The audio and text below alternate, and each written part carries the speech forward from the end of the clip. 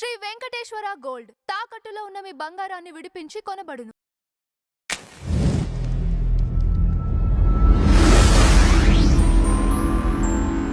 Tree media devotional ప్రేక్షకులకి సుస్వాగతం.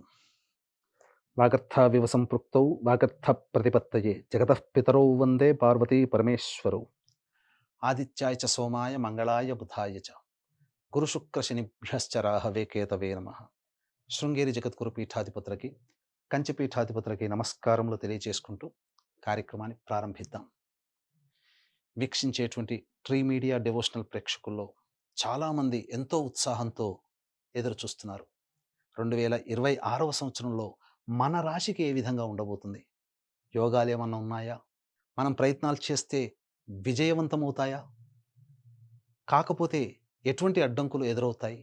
ఏ నివారణ ఉపాయాలు చేసుకోవాలి? 2025లో ఎలాగో ఇబ్బందులు ఎదుర్కొన్నాం, కొన్ని విజయాలు సాధించాం, సంతోషపడ్డాం. కొంతమందికి అసలు అపజయాలే. మరి అటువంటి వారు 2026 సంవత్సరంలో ఎటువంటి యోగాలు పొందబోతున్నారు అనేటువంటి విషయాల గురించి కూలంకషంగా తెలిపే ప్రయత్నం చేస్తాను. రాశి ఫలాలు అంటే ఉగాది టు ఉగాది వరకు, కానీ ఆంగ్ల నూతన సంవత్సర సందర్భంగా 2026వ సంవత్సరంలో జనవరి మాసం నుంచి డిసెంబర్ మాసం వరకు ఉన్నటువంటి గ్రహాల యొక్క స్థితిగతులను బట్టి ఏ ఏ రాశిలో జన్మించినటువంటి వారికి ఎటువంటి యోగాలు అవయోగాలు కలుగుతున్నాయో క్లుప్తంగా వివరించే ప్రయత్నం చేస్తాను. ఇక ఆలస్యం ఎందుకు, వివరాల్లోకి వెళ్ళిపోదామా? 2026వ సంవత్సరంలో సింహరాశిలో జన్మించినటువంటి వారికి ఏ విధంగా ఉండబోతుందో తెలుసుకునే ప్రయత్నం చేద్దాం. జనవరి నుంచి డిసెంబర్ వరకు ఈ సింహరాశిలో జన్మించినటువంటి వారికి మిగతా గ్రహాల యొక్క ప్రభావం ఎలా ఉంటుంది అనేది సంపూర్ణంగా చూసుకుందాం. ముఖ్యంగా గమనించినట్లయితే ఈ సింహరాశిలో జన్మించినటువంటి వారికి సాధారణంగా తెలిసేదే అష్టమ శని ప్రభావం. దీని ప్రభావం వలన కొంత ఇబ్బందులు పడక తప్పదు. కానీ కాచుకొని కాపాడగలిగే గురుగ్రహం యొక్క అనుగ్రహం ఈ సింహరాశి వారికి బాగుంది. తత్ఫలితము చేత ఎన్ని సమస్యలు వచ్చినప్పటికీ ఆ గురువు అంటే దైవమే, దైవానుగ్రహం వల్ల ఈ సింహరాశి వారు చాలా సమస్యల నుంచి బయటపడతారు. మరి విద్యార్థులకు ఎలా ఉంటుందండి? ఉద్యోగం ఎలా ఉంటుంది? మార్పులు ఏమైనా చేసుకోవచ్చా? వ్యాపారం ఎలా ఉంటుంది? దాంపత్యం, వివాహం, ఇలా అన్ని రకాలుగా ఎలా ఉండబోతుందనే విషయాన్ని ఒక్కొక్కటిగా మనం తెలుసుకునే ప్రయత్నం చేద్దాం. ముఖ్యంగా ఈ యొక్క సింహరాశిలో ప్రధానంగా జన్మించినటువంటి వారికి గురువు లాభస్థాన స్థితి ఉండడం, ఇది చాలా యోగదాయకంగా చెప్పవచ్చు. ఎందుకనంటే మార్చి 14వ తారీఖు వరకు ఈ గురువు వక్రీకరించి ఉండడం, దశమ ప్రభావం ఉండడం, ఈ కారణం చేత సంఘంలో పేరు ప్రతిష్టలు పెరుగుతాయి, మీ మాటకి విలువ పెరుగుతుంది, పేరు ప్రతిష్టలు కలిగిన వ్యక్తులు మీకు పరిచయం అవుతారు, అన్ని విధాలుగా ఉన్నతమైనటువంటి స్థానానికి చేరుకుంటారు. మార్చి 14 నుంచి జూన్ 1వ తారీఖు వరకు గురువు లాభస్థానంలో ఉండడం ఇది చాలా మేలు చేస్తుంది. జూన్ 1 నుంచి అక్టోబర్ వరకు కూడా ఈ గురువు 12వ స్థానంలో వ్యయస్థానంలో స్థితి పొందినటువంటి కారణం చేత ప్రధానంగా సద్వ్యయమే అవుతుంది, దైవ దర్శనం కలుగుతుంది, దైవ కార్యక్రమాలు పాల్గొంటారు, సేవా కార్యక్రమాలకి ధనం వెచ్చిస్తారు. అంటే ఇంచుమించు ఈ సంవత్సరం అంతా కూడా ఈ సింహరాశి వారికి గురువు సదా తోడై ఉంటున్నాడు. ఆఖరి 2 నెలలు నేను గొప్ప అనే స్థాయికి వెళ్లకుండా ఉండి అందరితో పాటే నేను అనే తత్వాన్ని గనక చేసుకున్నట్లయితే తప్పకుండా ఈ సింహరాశి వారు ఈ సంవత్సరం 2026 సంవత్సరం అన్ని రంగాలలో విజయాన్ని పొందుతారని చెప్పవచ్చు. సహజంగా సింహరాశి వారికి కాస్త రిజర్వ్డ్ మెంటాలిటీ, బిడియం ఎక్కువగా ఉంటుంది. ఎవరితో తొందరగా కలవలేరు, అన్నీ వారికి తెలిసి జరగాలి, అన్నీ నా అదుపాజ్ఞంలోనే అందరూ ఉండాలి అనే తత్వం అన్ని రాశుల వారి కంటే కాస్త ఎక్కువగా ఉంటుందండి. తప్పదు, మరి రాశి స్వభావమే అంత. కాబట్టి ఇటువంటి తత్వాన్ని తగ్గించుకుంటే శని వలన వచ్చేటువంటి దుష్ప్రభావం తగ్గుతుంది. ఎప్పుడైతే శని ప్రభావం తగ్గుతుందో దైవం అనుగ్రహం ప్రభావం పెరుగుతుంది. దైవం ఉంటుంది, అనుగ్రహం ఉంటుంది, దైవం అనుగ్రహం శని ప్రభావం తగ్గించడానికే గురు రూపంలో మిమ్మల్ని కాపాడుతూ ఉన్నాడు. కానీ ఎన్ని విధాలుగా చూసుకున్నప్పటికీ కూడా అక్కడ అహం, నేను అనే దాన్ని మీరు తగ్గించుకోండి. అన్నీ గురువే చూసుకుంటాడు. ఇది సింహరాశి వారికి చెప్పవచ్చు. ఇక ఈ యొక్క సింహరాశిలో జన్మించినటువంటి విద్యార్థులు ప్రథమ శ్రేణిలో విద్యార్హతని పొందుతారు.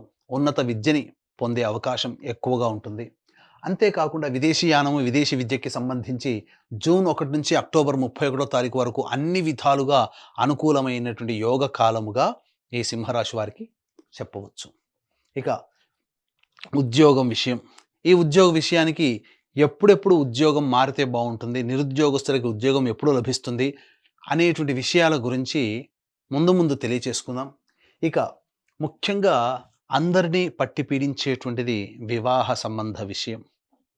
ఇక ఈ యొక్క వివాహ సందర్భంగా ఈ సింహరాశిలో జన్మించినటువంటి అవివాహితులకి వివాహ సంబంధాలు నిశ్చయమవుతాయి. అన్ని విధాలుగా అనుకూలంగా ఉంటుంది.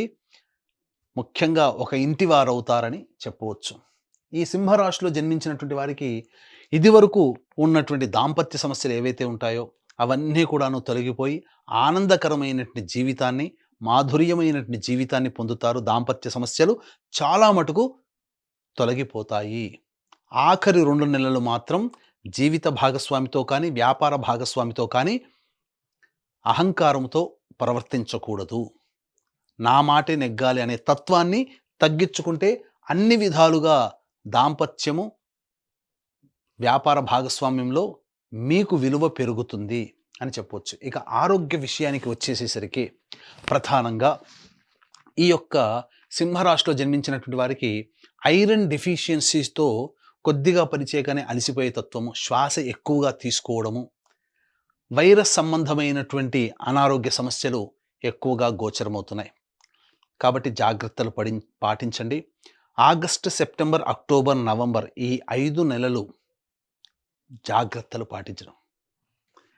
ఎందుకు చెప్తున్నానంటే ఆగస్టు, సెప్టెంబర్, అక్టోబర్, నవంబర్ ఈ 4 నెలలు, డిసెంబర్ 10వ తారీఖు వరకు జాగ్రత్తగా ఉండండి. అనవసరమైనటువంటి దూర ప్రయాణాలు చేయకండి. ఆరోగ్య సంబంధముగా ఇబ్బందులు ఎదుర్కొనే అవకాశము ఈ యొక్క సింహరాశిలో జన్మించినటువంటి వారికి గోచరమవుతుంది. విదేశీయానము సంబంధించి ఇంతకుముందు చెప్పుకున్నట్టుగా జూన్ 1వ తారీఖు నుంచి అక్టోబర్ 31వ తారీఖు వరకు విదేశీయానము, దూర ప్రాంత ప్రయాణాలకి సంపూర్ణంగా సూచన. ఆ సమయంలో మీరు దూర ప్రాంత ప్రయాణాలు చేసే అవకాశం ఉంటుంది. ఈ సింహరాశిలో జన్మించినటువంటి వారికి ప్రథమార్థం కంటే ద్వితీయార్థము ప్రధానంగా రాజకీయ రంగంలో ఉన్నటువంటి వాళ్ళకి పలుకుబడి పెరుగుతుంది.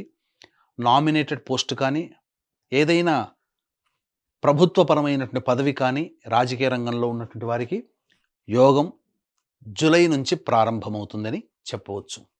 ఇక వ్యాపార రంగంలో ఉన్నటువంటి వాళ్ళకి ముఖ్యంగా గురువు అనుగ్రహం సంపూర్ణంగా ఉండడం వల్ల వ్యాపార రంగంలో వ్యాపార విస్తరణకి ప్రధానంగా మే వరకు కూడా అనుకూలంగా ఉంటుంది. జనవరి నుంచి మే వరకు కూడా వ్యాపార విస్తరణ, వ్యాపార అభివృద్ధికి, ధనప్రాప్తికి సింహరాశి వారికి చాలా యోగకాలముగా ఉన్నదని చెప్పవచ్చు.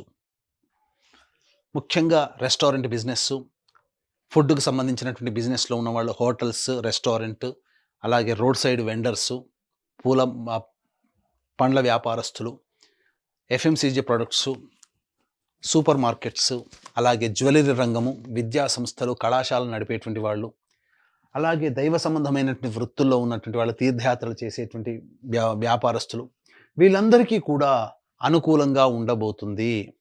ఈ సింహరాశిలో జన్మించినటువంటి వారికి ముఖ్యంగా చర్మ సంబంధము వ్యాపారస్తులు, తోలు సంబంధ వ్యాపారస్తులు, అలాగే గ్రౌండ్ ఆయిల్స్ అనగా పెట్రోలియం తదితర ఎడిబుల్ ఆయిల్స్ రంగంలో ఉన్నటువంటి వాళ్ళు, ఇనుముతో సంబంధంతో కూడుకున్నటువంటి వ్యాపారస్తులు అందరూ కూడా ఆగస్టు నుంచి వీళ్ళకి అనుకూలంగా ఉండబోతుంది అని చెప్పవచ్చు.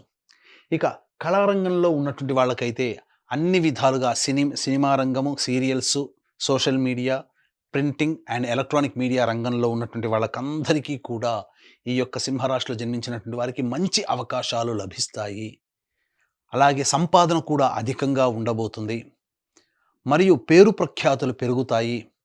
సకాలంలో ప్రాజెక్టులు పూర్తి చేసుకొని ఆనందకరమైనటువంటి జీవితాన్ని పొందుతారు. అలాగే ఈ సింహరాశిలో జన్మించినటువంటి వారు గృహ సంబంధముగా ఇబ్బందులు తొలగిపోయి నూతన గృహప్రవేశం చేసే అవకాశాలు ఈ సంవత్సరంలో మెండుగా ఉన్నాయి. అది కూడా మే లోపల వీరికి కల సాకారమవుతుంది. గృహం అనే కల అని చెప్పవచ్చు.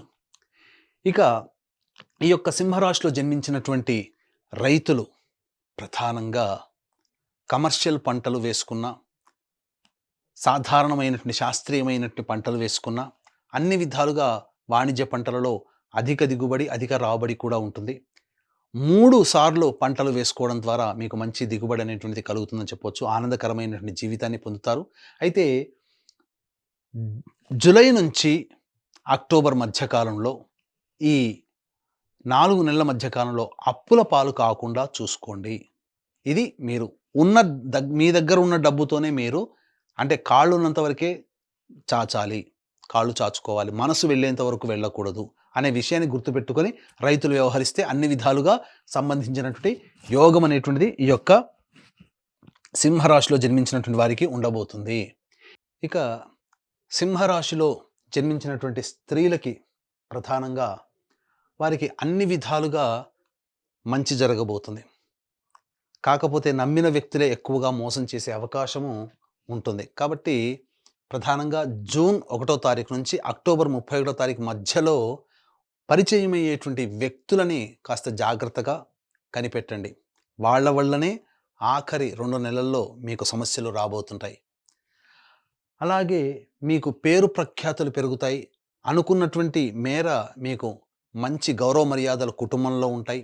సంఘంలో కూడా పదవి లభించే అవకాశం ఉంటుంది.